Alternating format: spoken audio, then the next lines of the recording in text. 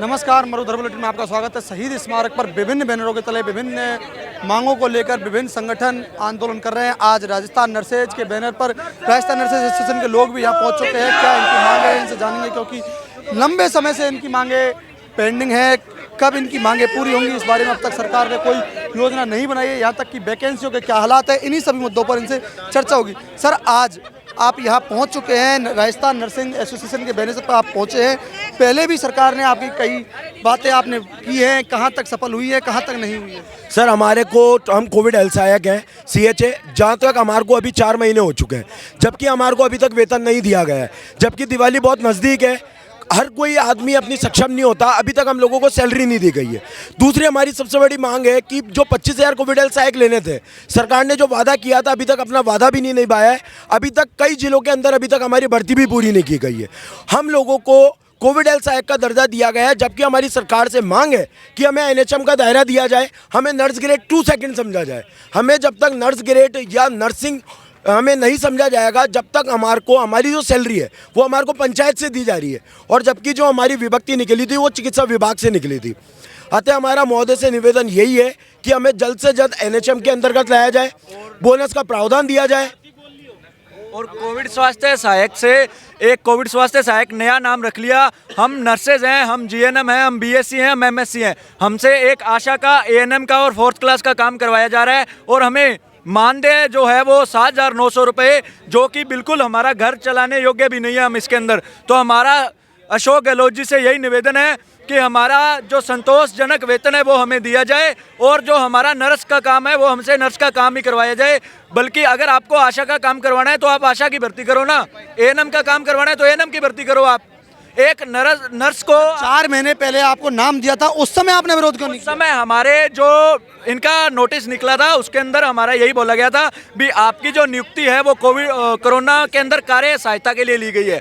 हमें ऐसा कुछ नहीं बोला, और हमारी नियुक्ति के बाद अब तक 10 रोज नया ऑर्डर आता है, आपका ये काम भी आपको करना पड़ेगा, ये काम भी आपको करना पड़ेगा। ये काम हमें पहले ही बता देती ना सरकार, तो हम क्यों ज्वाइन करते? हम नर्सिंग कर्मी हैं, हम कोई आशा या ANM नहीं है। जो एक बंदा OT के अंदर प्रैक्टिस कर रहा था, OT के अंदर काम कर रहा था, वो गलियों के अंदर झोला उठा के घूम रहा है। सरकार को शर्म आनी चाहिए। CHA एकता! CHA एकता!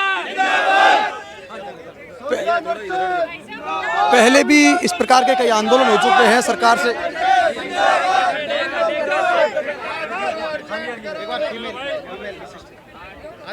इस प्रकार के पहले भी कई बार आंदोलन हो चुके हैं। 108 कर्मियों ने भी आंदोलन किए हैं, नर्सेज बैनर पर आंदोलन किए हैं। क्या कारण है सरकार आपकी बातें नहीं मान रही?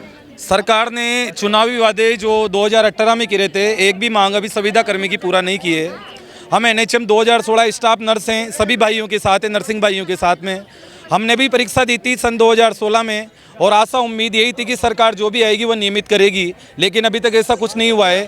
तो हम लोग भी यही चाहते हैं कि भाई 2018-2013 में जो नर्सेज की जैसे प्रकार से भर्तियाँ आ रही थी जिस तरीके से, तो 2022 में या 21 में जब भी वो भर्ती निकाले तो इसी तरीके की भर्ती निकालें, और नर्सिंग ग्रेड सेकंड के जो पद हैं वो कम से कम 15,000 पद निकालें तो शायद अच्छा रहेगा। और ANM जो हमारी बहनें हैं, तो ANM के लिए भी 8-10 हज़ार पद अगर सरकार निकाले तो शायद सारी सुविधा जितने भी नर्सेज है, ANM हो चाहे GNM हो, सारी परमानेंट हो जाएगी, और कोई भी व्यक्ति सरकार से इस तरीके से नहीं रहेगा, सरकार से खुश रहेगा। तो अशोक गहलोत जी के माध्यम से या प्रियंका गांधी जी के माध्यम से मैं अशोक गहलोत जी तक ये मैसेज पहुंचाना चाहता हूं। मैंने खुद प्रियंका गांधी जी को लेटर लिखा है। मैं राजस्थान में कोटा जिले से सुनील कोटा हूं। मैंने खुद प्रियंका गांधी जी को लेटर लिखा है यहाँ के किसी MLA के थ्रू।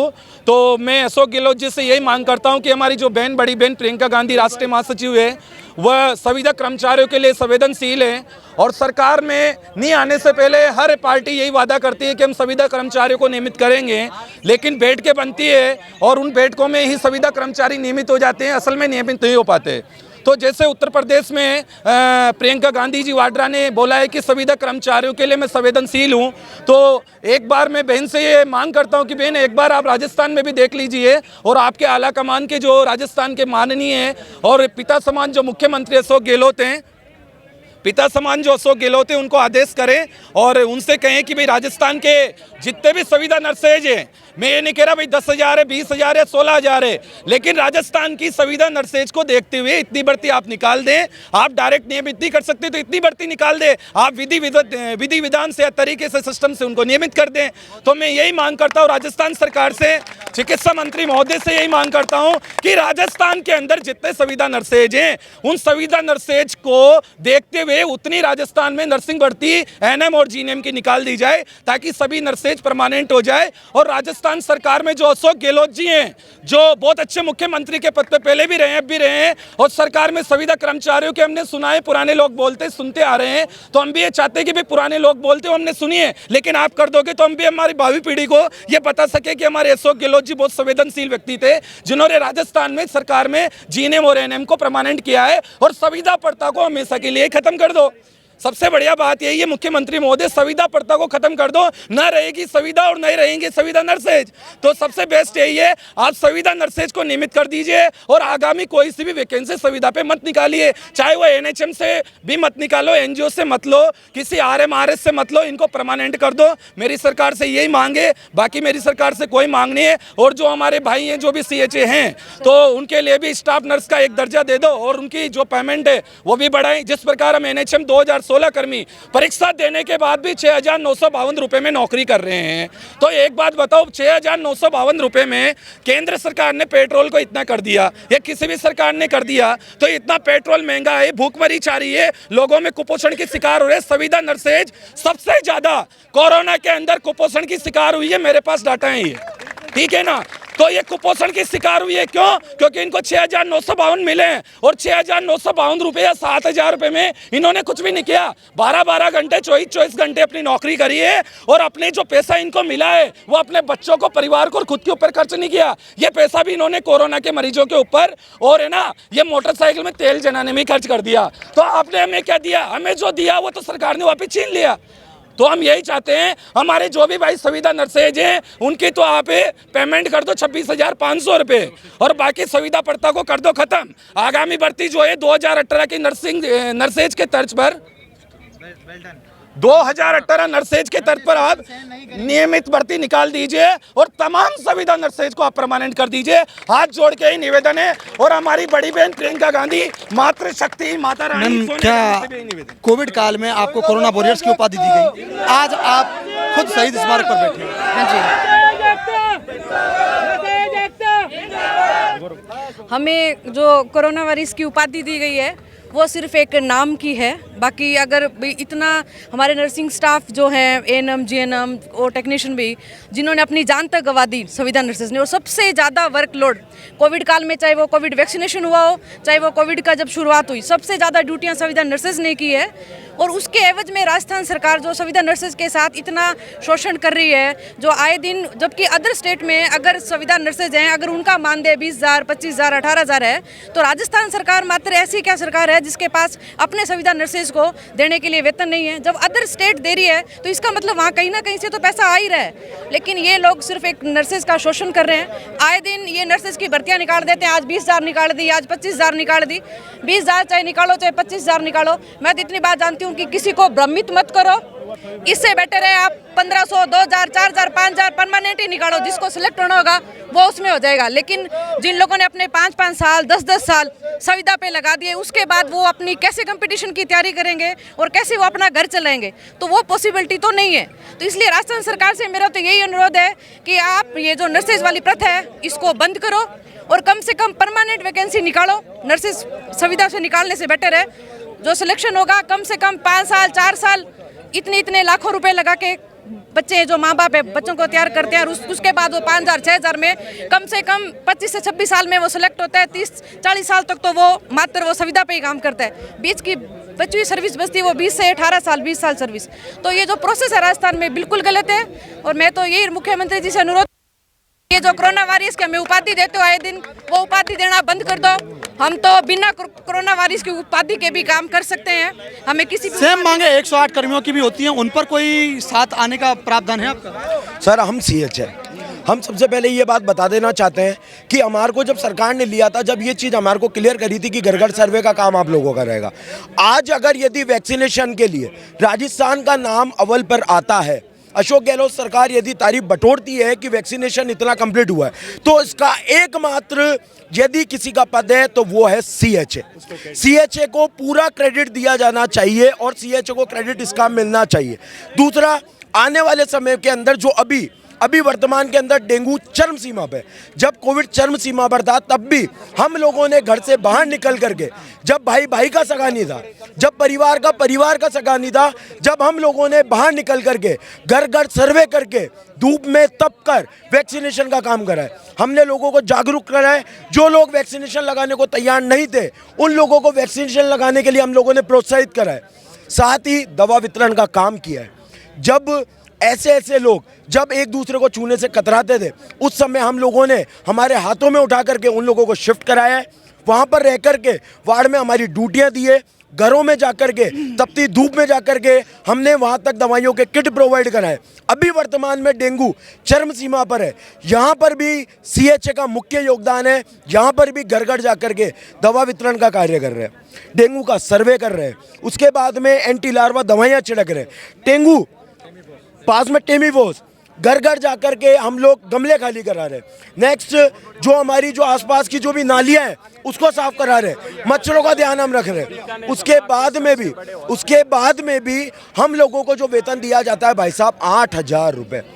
यदि हम एक परिवार का, अगर एक परिवार में 4 सदस्य भी है तो एक परिवार की अगर शुल्क है तो मात्र 2,000 रुपये। महोदय से मेरा निवेदन है, हाथ जोड़कर आप खुद बता दें। आप आज यहाँ आंदोलन करने आए हैं, इतनी बड़ी संख्या में आपका आंदोलन है, सैकड़ों लोग यहाँ है, सैकड़ों नर्सिंग कर्मी आप यहाँ पहुँचे हैं।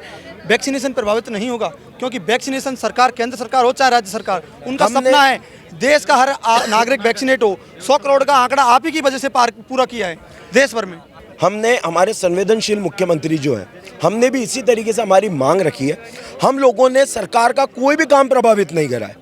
हमारे स्टाफ, यदि हमारे पास 10 का स्टाफ है हमारे किसी डिस्पेंसरी पर, हम लोगों ने हमारा काम सुचारू रूप से सरकार का जारी है। मेगा वैक्सीनेशन कैंप पूरे राजस्थान में चल रहा है।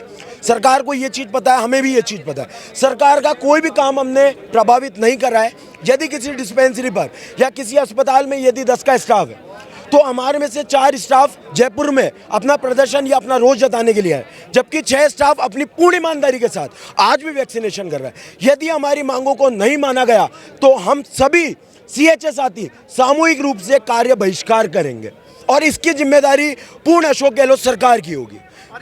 आगे दीपावली आ रही है, क्या प्लान है आपका? कब तक बैठे रहेंगे यहाँ?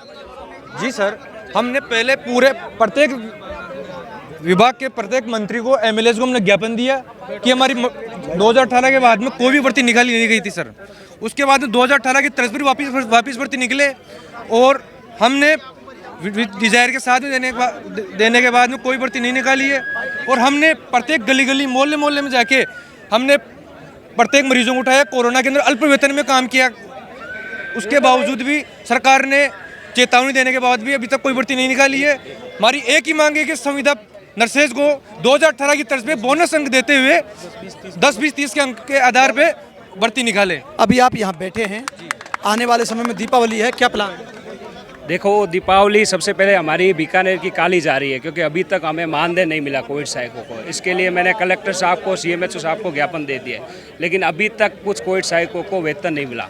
हमारी जो मुख्य मांग ये है कि जो हमारा जो कोविड सहायक का बेस है वो स्वयंसेवक बेस है, उसको हटाकर नर्स 2 दिया जाए। क्योंकि बीकानेर संभाग में सबसे बड़ी हॉस्पिटल पीबीएम जो राजस्थान में 2 नंबर पर आती है, उसमें हमारे 250 सीएचए साथी काम कर रहे हैं नर्स 2 के पद पर, तो उन्हें नर्स 2 का दर्जा क्यों नहीं दिया जा रहा है? और हमारा जो है वो मानदेय है वो सम्मानजनक कम से कम 26,500 होना चाहिए। इस 7,900 में हमारे परिवार का पालन पोषण नहीं हो रहा। तो हमारे सरकार से यही निवेदन है, हमारी जो ये 2 मांग है उसमें विशेष रुचि ली जाए। तो ये मेरे साथ नर्सिंग कर्मी रहे जिनकी अलग अलग मांगे हैं, अलग अलग क्षेत्र से आए हैं और इनका ये कहना है कि हम यहीं बैठे रहेंगे, आगे अगर हमारी मांगे नहीं सुनी तो हम कार्य बहिष्कार भी करेंगे। इन्हीं सभी मांगों को लेकर हम यहाँ बैठे हैं, आगे भी संख्या बढ़ती जाएगी। अभी हमने किसी भी को प्रभावित नहीं किया है। जो वैक्सीनेशन सरकार का सपना है, वैक्सीनेशन चल रहा है क्योंकि जिस विभाग में जितने कर्मचारी थे उसमें से कुछ ही संख्या में आए हैं, लेकिन अगर मांगे पूरी नहीं की तो संपूर्ण कर्मचारी यहाँ हो जाएंगे, क्योंकि इनकी अलग अलग मांगे हैं। वीडियो जर्नलिस्ट अजय के साथ विवेक सिंह जादौन, मरुधर बुलेटिन, जयपुर।